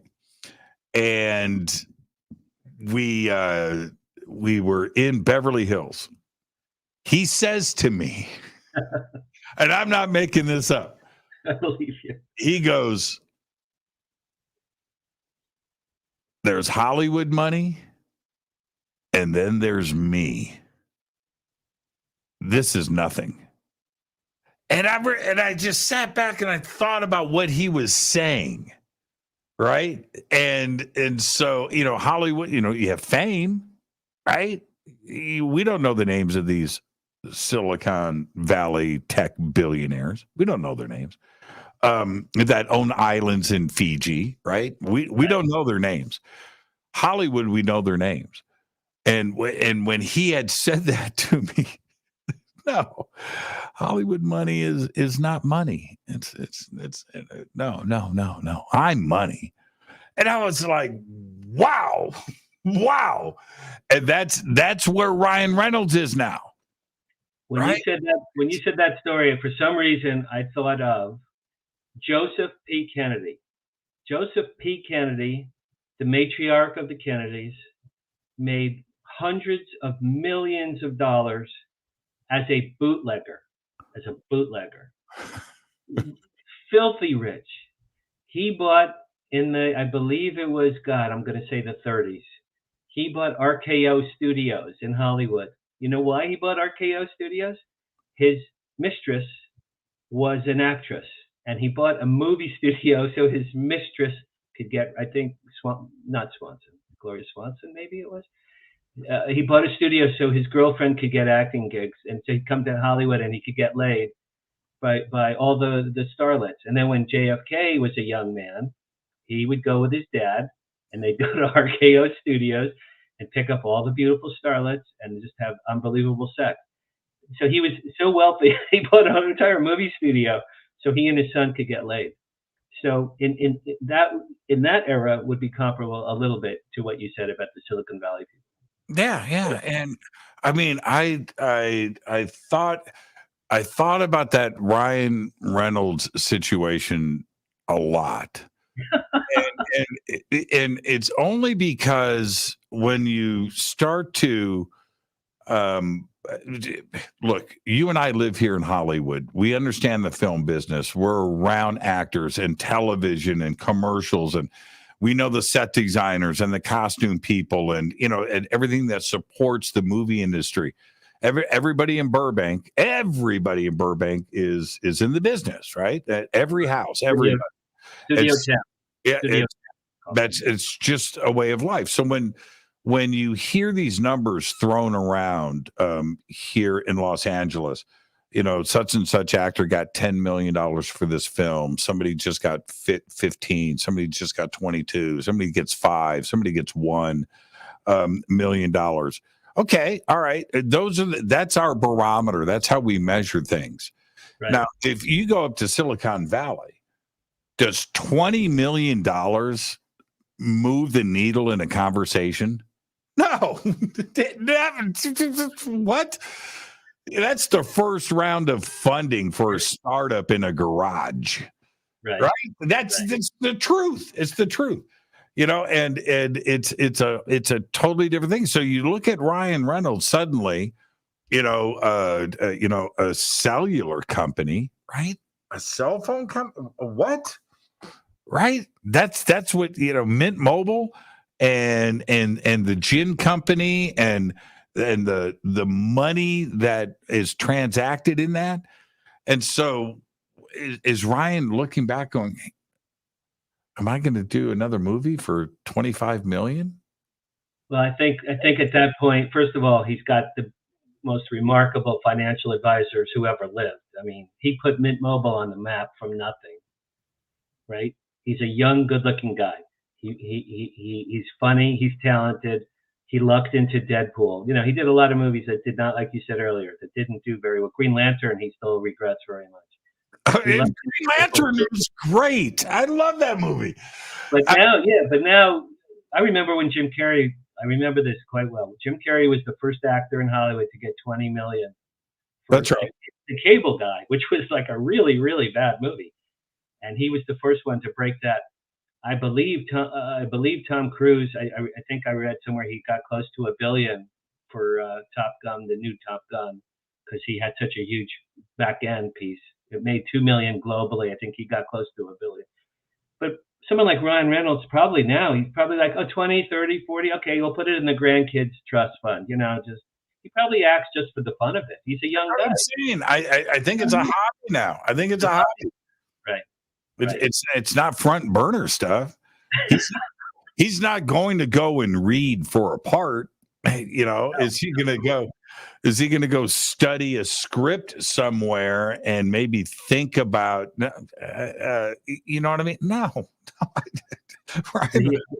For every Ryan Reynolds, how many thousands of wannabes, really? I mean, there are talented. I've done PR for a lot of plays, stage plays over the years. And I've seen a lot of talented young people on theater stages. They can sing, they can act, they can make you cry, they can make you laugh. 99% of them, you never heard from them ever again. The one exception was there's a woman named Katrina Lenk, L-E-N-K. In the early 2000s, mid-2000s, she was in a play out here called Lovelace. It was about Linda Lovelace. It was written by Charlotte Caffey from the Go-Go's. Yeah, I know Charlotte. Sure. Yeah. Charlotte. I spent time with Charlotte. What a sweet lady Charlotte is. So very cool. Very cool. She wrote a play based on Linda Lovelace's book, Ordeal. Linda Lovelace had a horrible, horrible life, if you ever want to know. She's famous, of course, from Deep Throat, but her real life was horrible. Her husband tortured her and beat the hell out of her for years and years. Anyway, this play was called Lovelace, and Katrina Lenk was the star. She played Lovelace. I was the publicist. This is like 06, 07.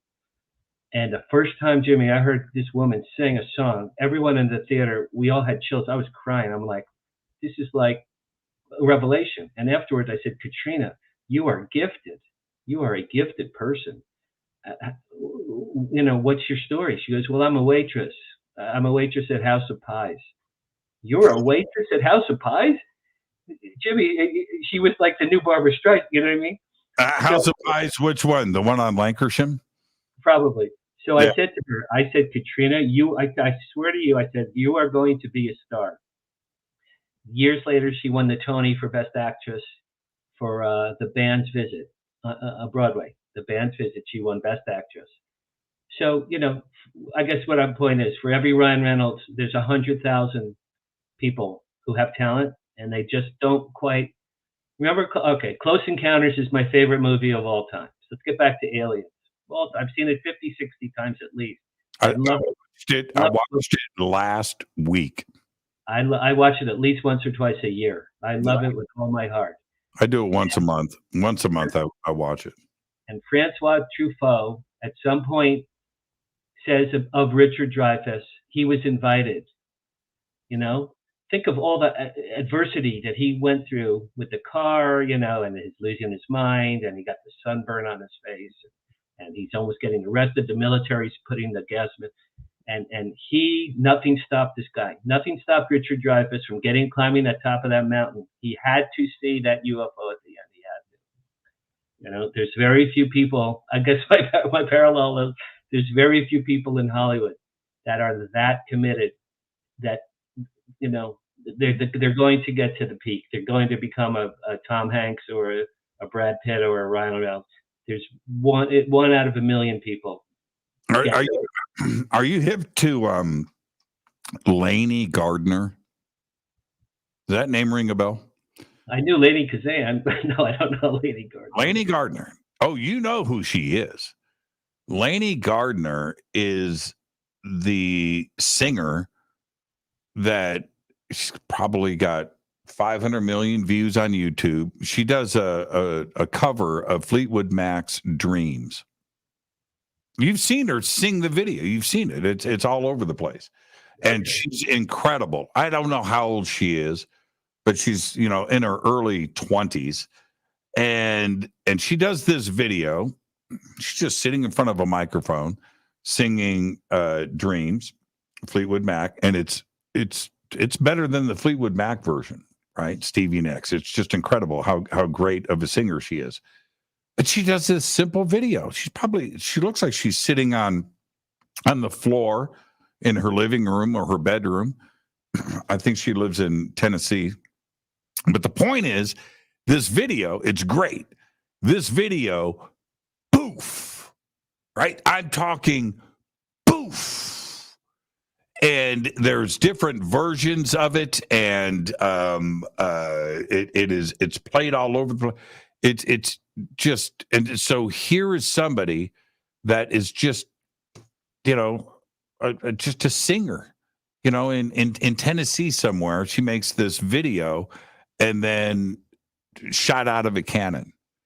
So I'm very curious. She's finally made a second video. She's very talented. And I'm just wondering if she is going to be the next Beyonce. She's like that good. And she is, everybody is commenting on it now. Everybody's seen this video. Lainey Gardner. No, I never did see that. I'll have to. I worked with Fleetwood Mac in 1973 before Stevie Nicks and Lindsey Buckingham joined the band. It was Bob, who killed himself. Bob Welch. Yeah. Bob Welch. Did you see? I love talking music. We'll try to get some more UFOs in before the end of the show. Did you see Daisy Jones and the Six? I read about it. Riley Keough, Elvis's granddaughter. Is that good? Yeah. Yeah. She's very pretty. I didn't. Okay, hold on. One of the world's greatest guitar players just texted me. Let's see what he's saying here. Oh, okay. He just says he misses me. I was like, I'm listening to the show, man. This is great. Now, Is it someone you could? Is it someone you could tell us who it was? it's Jordan Ziff. Jordan Ziff, and he's amazing. He's been a guest on the show. One of the great guitar players on planet Earth, and he's got so much respect from the music world, and he's great. He's all about UFOs, man. He knows his stuff. He is educated. He reads, and he blazes on the guitar. He's just amazing. I just sit and watch him play, and I just laugh. He's just so talented. But I want to talk guitar. He wants to talk UFOs. That's it. That's our relationship. But anyway, Riley Keough. So Elvis's granddaughter, and the show itself is, it's about Fleetwood Mac. It's got this thing. This underlying Fleetwood Mac tone, right? Okay, so that's certainly there. That's and the screenwriting is great, and the story is great, and all that. It's Riley, man. She is an amazing singer. And then you're listening to her, and you're watching, and all you see is Elvis. She's got the eyes, she's got the face, and she's got this amazing voice. She is absolutely incredible. It's a really good TV show. I highly recommend it. Did you ever hear?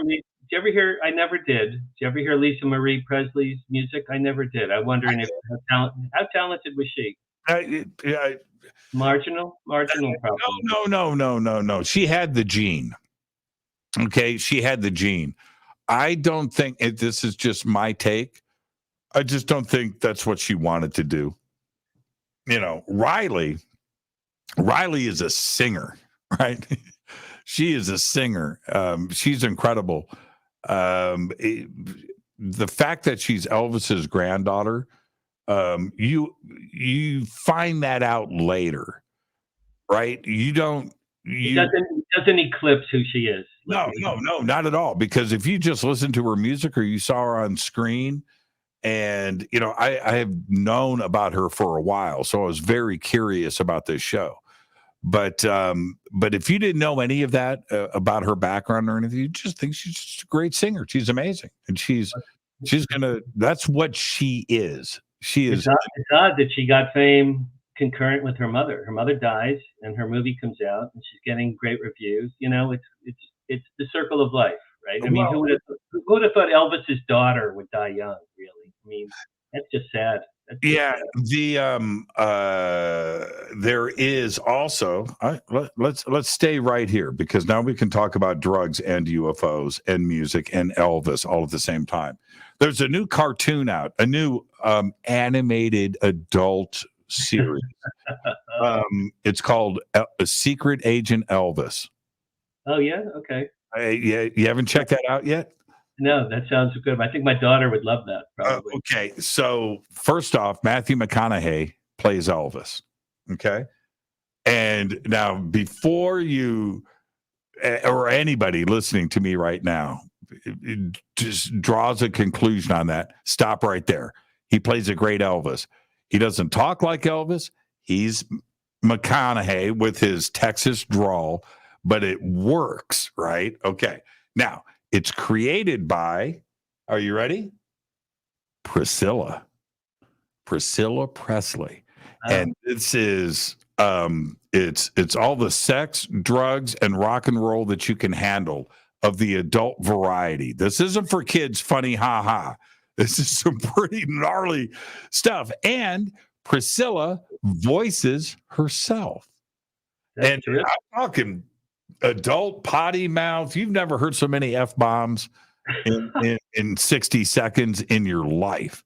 Is it on a streaming show? Yeah, I think it's either Amazon or Netflix. It's one of the two big ones. I'll have to check that out. So when it popped up last week, and I was working. It was like on a weeknight. I'm working, and it's after the show. And so anyway, I'm surfing, and it pops up. It's right there, new release. I went, Secret Agent Elvis. It's hilarious. And I clicked on it, and I was like, do I do this? Right. And I went, okay, I'll give it a shot. I think that each episode's 25 minutes. Man, I banged out. I went to bed at 4 a.m. I watched the whole season, man.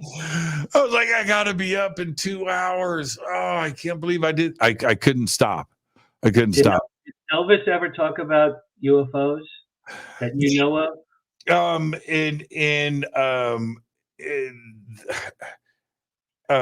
going to say there were rumors that I have read about over the years that he had a couple of sightings. When I was at Alien Con, a gentleman came to me and said, I had my Monkeys sweatshirt on, and I could have sold more Monkey sweatshirts at Alien Con than my book, quite frankly. But he goes, hey, you're into rock? Yeah. He goes, you know that John Lennon saw a UFO in Manhattan Yep. in the 70s through his window. Apparently, it was hovering through his window. You've heard that story as well? Oh, he was on the rooftop of his apartment building. Wow, really? And he tells, I've heard, he talks about this in a few different interviews, not just one. Wow. And it's pretty amazing. He's man. And so this one interview, he's standing on top, and he's like, I was standing right here. It was right over there in the sky. It was a flying saucer with lights. Yeah, he's straight up. He's straight up. And what was really great about that is I think that John and others like him, right?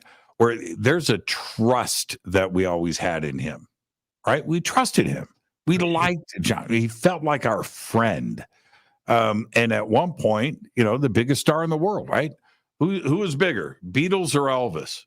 Well, I don't know. That's how big John Lennon was. It depends on your decade of childhood, but I don't know. I call a tie. I would say the Beatles were more influential worldwide. Think about it: clothing, hairstyles, pot, LSD, posters. Elvis. I don't think Elvis influenced other musicians. John Lennon and Paul McCartney wanted to be Elvis. He, of course, the girls screaming and all that. But the Beatles redefined culture on a global scale. I can't think of anyone else that ever did that before or since then. But I thought that was cool that John Lennon had seen a UFO.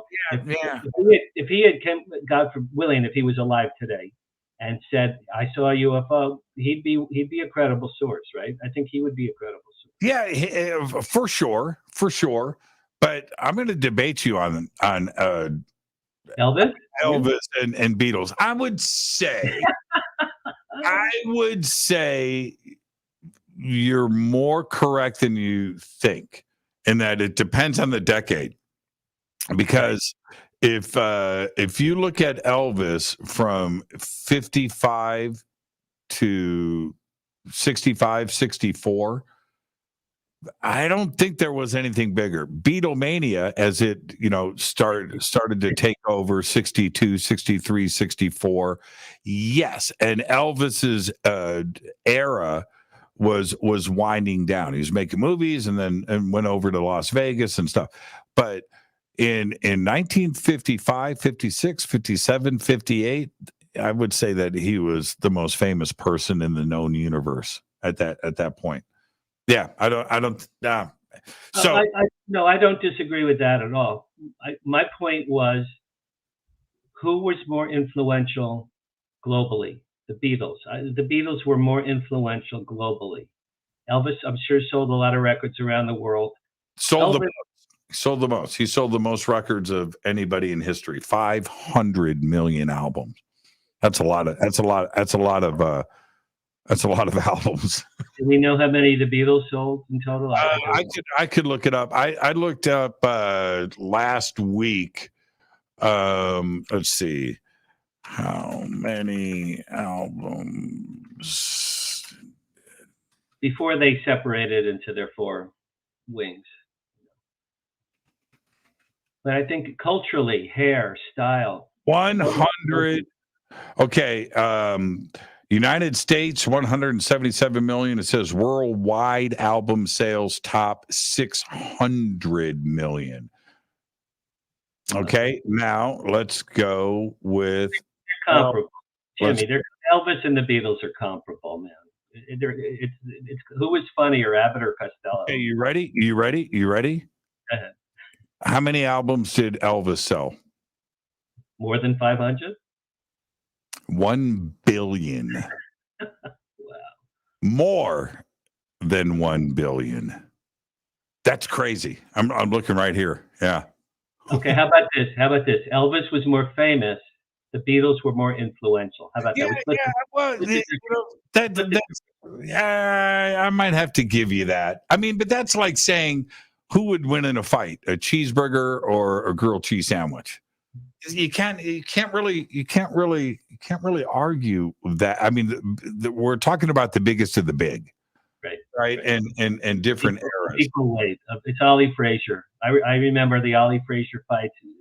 We listened to on the radio. You couldn't wait to hear the next day who won because they were two of the equal weight. One won, then the next one won. Then it's like Rocky in the first two Rocky movies, Rocky and Carl Weathers. You know, they're two of equal weight, they're equal stature. Well, I'll tell you something crazy. You and I are the same age, right? You've got just like 2 years on me, so we're the same age. In 1972.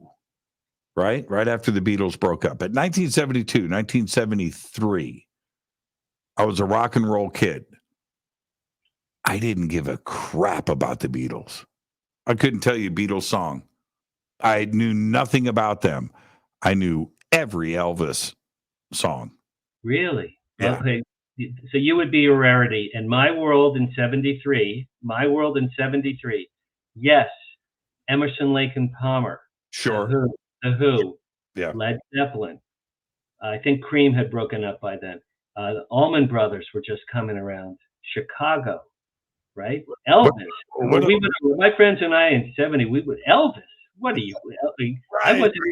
I was born in 56. You know, my parents didn't have any Elvis albums. They had the first 5 Beatle albums. My parents. Did they really? Yeah. So you know, Elvis. Phenomenal, one of a kind, like Jesus returning to earth, but then the Beatles came, and then it was 4 of Jesus's.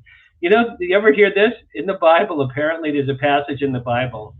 It says something about 4 angels will descend to earth with harps, and they will sing or something. Do you know about that? Yeah, and they were singing "Love Me Tender." No, I would say they were singing "Love Me Do." Yeah, Love Me Do. I think the Beatles were predicted in the. I don't know if it's Old or New Testament.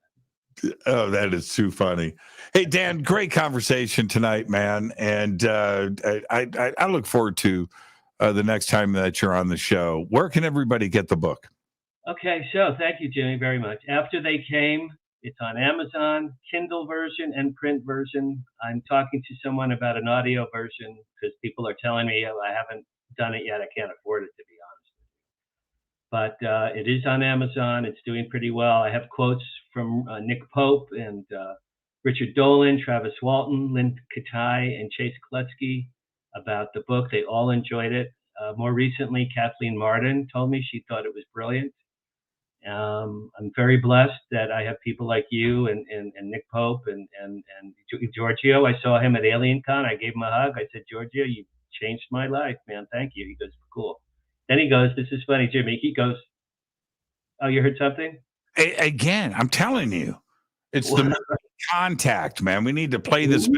We're getting alien signals coming in. Whoom, whoom. Yeah, it's nuts. It's I don't crazy. know what that is. Really I don't know. Anyway, but thank you very much. I've wanted to be on your show since I met you last, whenever it was in Studio City. I wanted to meet you, and we did it, and I'm very grateful. Thank you so very much. No, thank you, Daniel. The book is great. I have read it, everybody, and please, Daniel's links are below. And if you need a publicist, right? Right, sure. I still have to pay bills. I still help my daughter financially.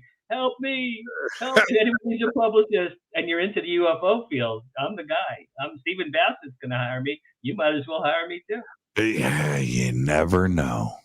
Thank you, Daniel. Be safe out there. And it's a great book, man. Good luck. Thank you. Very sweet. Thank you. Thank you. Daniel Harary. And the new book is called After They Came. The links for it are below. And so we went over tonight. So I'm going to get straight out of here. I want to remind everybody that tomorrow night, right here, Ruben Langdon is with us.